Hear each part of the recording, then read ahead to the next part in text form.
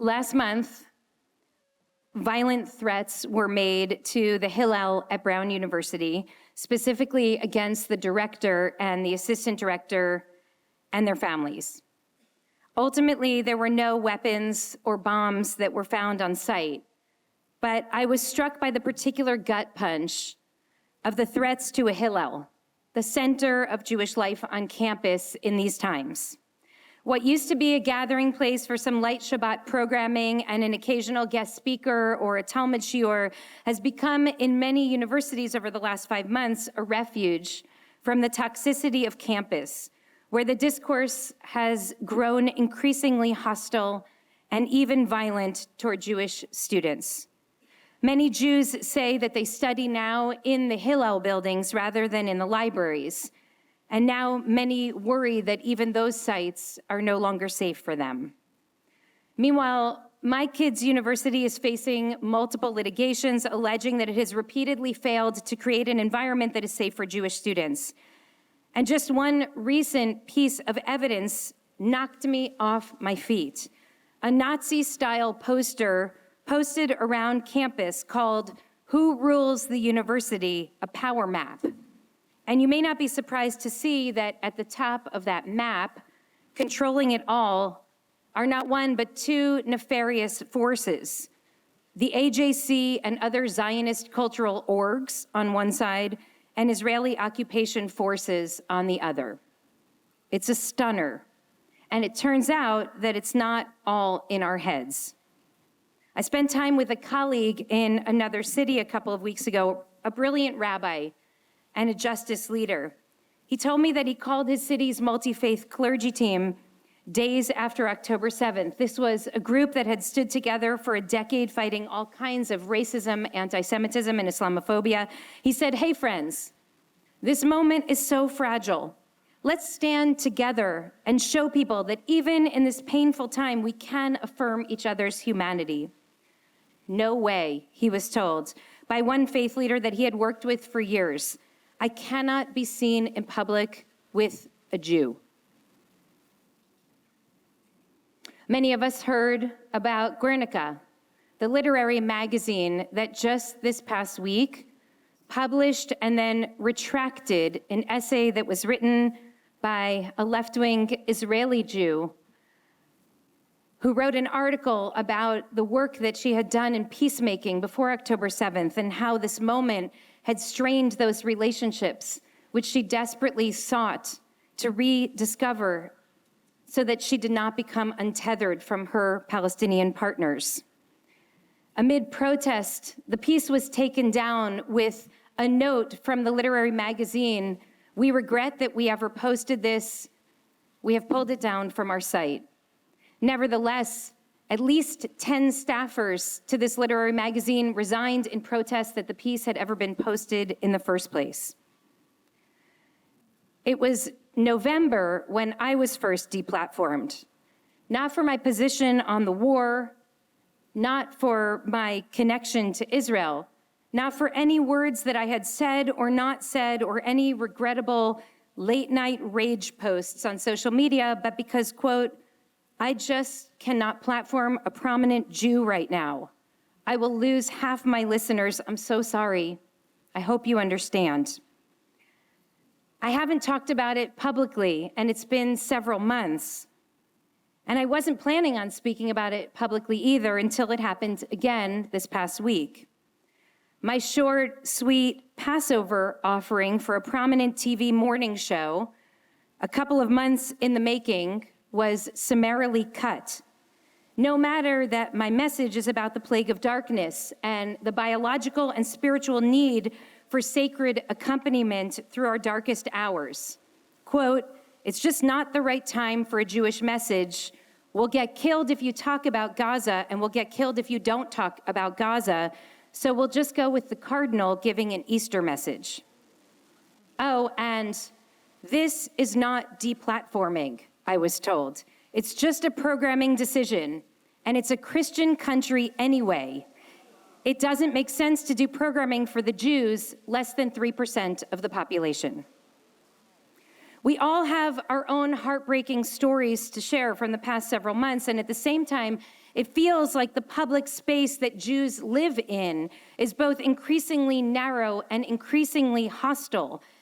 And at the same time, it's getting harder and harder to talk about it.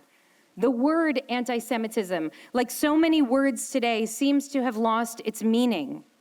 And uttering that increasingly meaningless word seems to elicit rage and fury in some circles.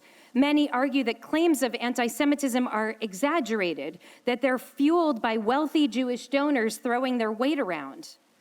But isn't it a little bit anti-Semitic to suggest that pointing out anti-Semitism is only evidence of how much power Jews have? As Moshe Kasher writes, that's a gaslighting you never quite get used to. I am well aware that political forces are cynically using anti-Semitism today as a weapon to advance a political agenda that truly has nothing to do with keeping Jews safe, but is fueled instead by a desire to delegitimize labor unions, to delegitimize efforts to build a more just and inclusive America. This is a movement that endangers the Jewish community. This weaponizing of the fight against anti-Semitism also endangers our democracy. And we have to be careful as a community not to feed that beast. So we have to delicately navigate this conversation. We have to strive to be honest and clear-headed, not to be alarmist, even as we grow increasingly alarmed.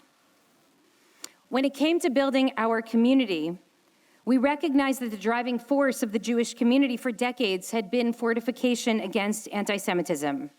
And we realized that we needed to cast a new mold. We would strive to organize not around fear, but around love. So it was 13 years into IKAR's existence, after literally hundreds of joyous, raucous Shabbatot and holidays, after years of learning and organizing and marching and serving, that I gave my first sermon on anti-Semitism after 13 years. The year was 2017.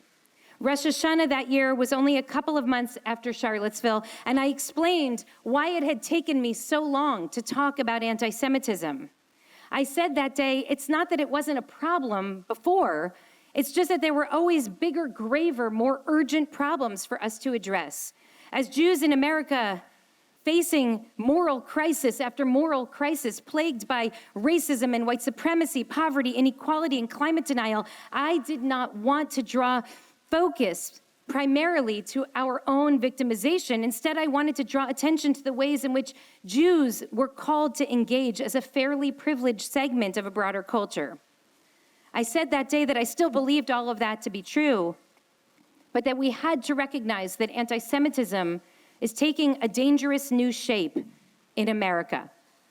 That morning, and many of you were in the room, I addressed our relatively new understanding of anti-Semitism, which is, in Eric Ward's words, the beating heart, the fuel that moves the engine of white nationalism. I warned that anti-Semitism, described by James Carroll as the bug in the software of the West, was an insidious illness that excludes Jews from moral concern and allows for heinous acts of violence against us. It was and is clear to me now that the year 2017 was a moment of great significance in Jewish history. It marked the transition of America from a place like so many with an undercurrent of anti-Semitism to a place in which anti-Semitism was overt, unrepentant, and condoned by the state. I warned us that we must not shield ourselves from the reality of what was metastasizing before our eyes.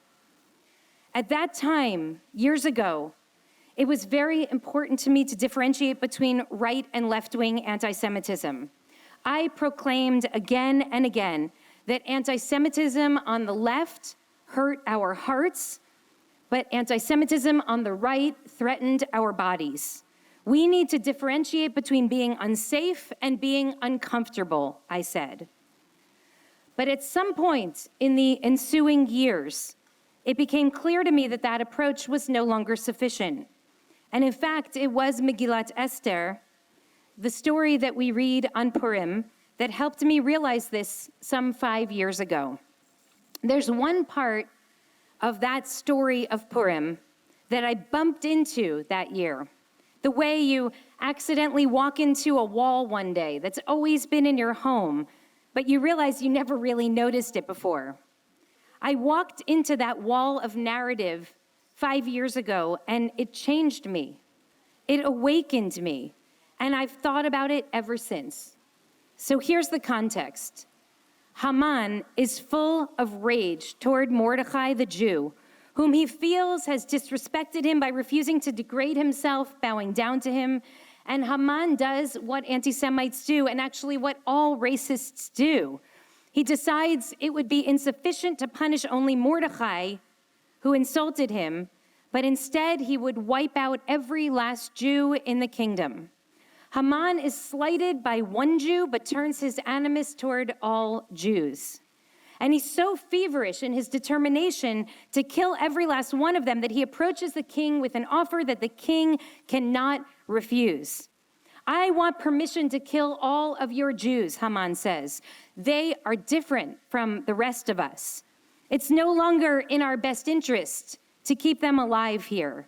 And I want this so badly, king, he says, so badly that I will pay you for the right to kill them.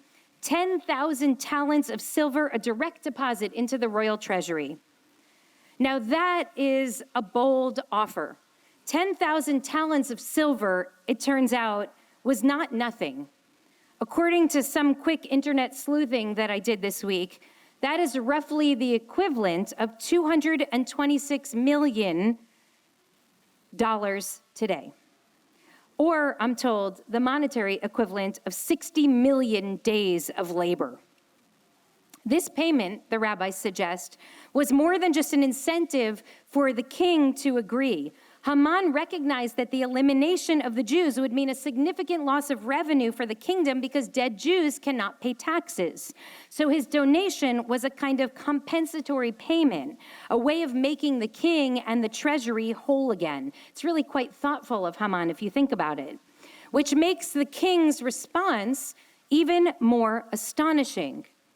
In the 3rd chapter of the Megillah, we read, thereupon the king removed his ring from his hand and gave it to Haman, the foe of the Jews. And the king said, the money and the people are yours to do with as you see fit. You have not only my permission, says the king, you have my blessing. How can we make sense of this? Jews were hardly a hated minority under King Ahasuerus. In fact, they were fairly prosperous and well integrated into Persian society. There were Jewish judges and officials. Mordecai himself was an official in the king's court, thought by scholars to be a fully assimilated Jew on account of his name, which comes from Marduk, the Babylonian deity. We have no reason to suspect that the king harbors any ill will at all toward the Jews. If he does, we've never seen it before. And so the king's enthusiastic embrace of Haman's plan ought to give us pause. Thus comes the Talmud to explain. In Tractate Megillah, we read the story of two neighbors. One has a massive mound of dirt just taking up space in his backyard that he would love to get rid of. The other one has a trench, a giant hole in his yard, which he would love to fill. The two mull over their predicament for some time, until one day, for reasons that we don't fully understand, the owner of the ditch finally turns to his neighbor and pointedly asks, would you be willing to sell me some of your dirt so that I can fill my hole? And the owner, who is anxious to rid himself of the excess dirt on his property, replies, "Tulo tabachinam v'havalai." Are you kidding me, brother? I will give it to you for free. Similarly, the rabbis say, we are to understand that while it had not been obvious at the time, King Ahasuerus himself also harbored the fantasy of the Jews' disappearance, albeit a more subtle, latent fantasy than Haman's? Who, with a mound of dirt on their property, would not want it gone? And yet, Ahasuerus was reluctant to initiate the conversation. It was not until Haman revealed his own aspirations that he shared that he was willing to do the dirty work himself, literally take the dirt off of his hands, that King Ahasuerus' subterranean fantasy emerged into the light of day.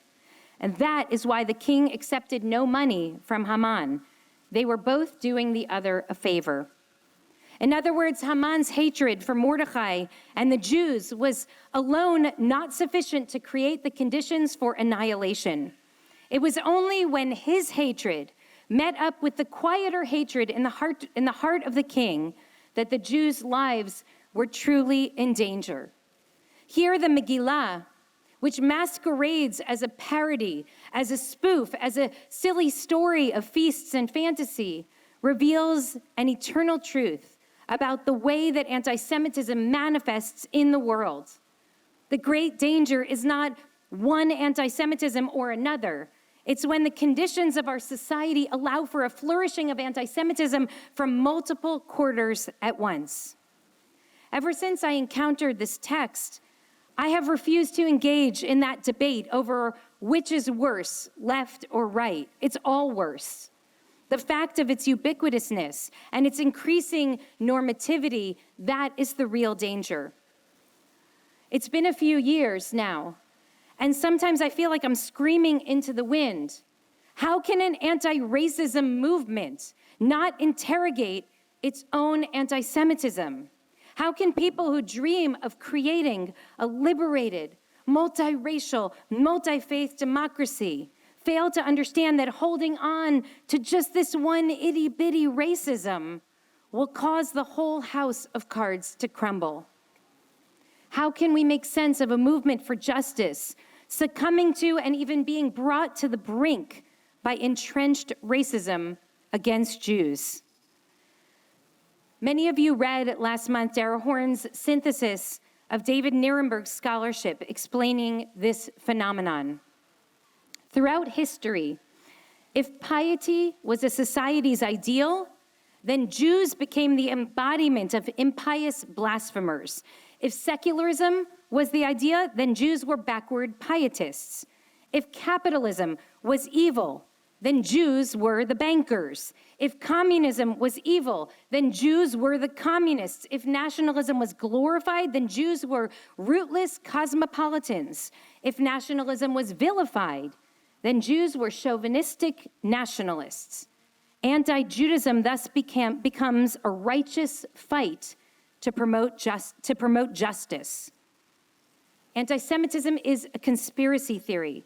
The big lie, she writes, that Jews are supervillains manipulating others. The righteous fight for justice, therefore, does not require protecting Jews as a vulnerable minority. Instead, it requires taking Jews down. This is a mind bender, right? And similarly, Franklin Foer wrote in his cover piece for The Atlantic last week that anti-Semitism is a deeply embedded mental habit, a tendency to fixate on the Jews, to place them at the center of the narrative, overstating their role in society and describing them as the root cause of any unwanted phenomena, a centrality that seems strange given that Jews constitute about 0.2% of the global population, or as the producer told me, less than 3% of America. This helps explain the flyer circulating around my kids' campus and the muted reaction to threats to violence against Jews around the country and around the world. Anti-Semitism today is not seen as an injustice like other forms of racism. In fact, it's a yearning for justice that makes good people turn on the Jews, or so they claim. Because the Jews are the center of the narrative, because the Jews are the root cause of all human suffering, because the Jews are a nefarious force, a fifth column, striving for world domination.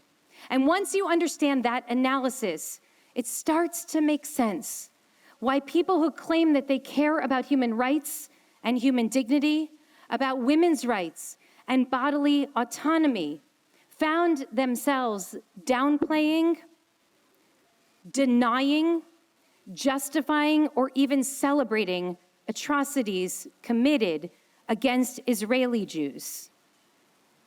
It is chilling.